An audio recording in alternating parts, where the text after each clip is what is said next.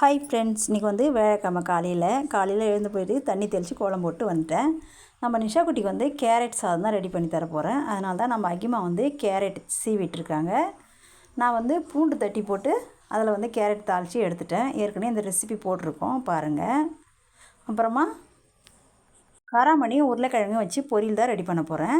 அதுக்கு வந்து ஒரு கடாய் வச்சு கொஞ்சமாக எண்ணெய் சேர்த்து சோம்பு கடுகு போட்டு பொரிஞ்ச உடனே கொஞ்சமாக இஞ்சி, தோல் எடுக்காமல் தட்டி வச்ச பூண்டு, கருவேப்பிலை, வெங்காயம், தக்காளி போட்டு நல்லா வதங்கின உடனே சிக்கன் மசாலாவும் குழம்பு மசாலாவும் கொஞ்சம் போட்டு நல்லா எண்ணெயிலே வதக்கிட்டு இது கூட வந்து அவிச்ச காராமணியும் உருளைக்கிழங்கையும் சேர்த்து நல்லா எண்ணெயிலே வதக்கி கொத்தமல்லி தழை தூவி இறக்கணும்னா நம்மளுடைய பொரியல் ரெடி.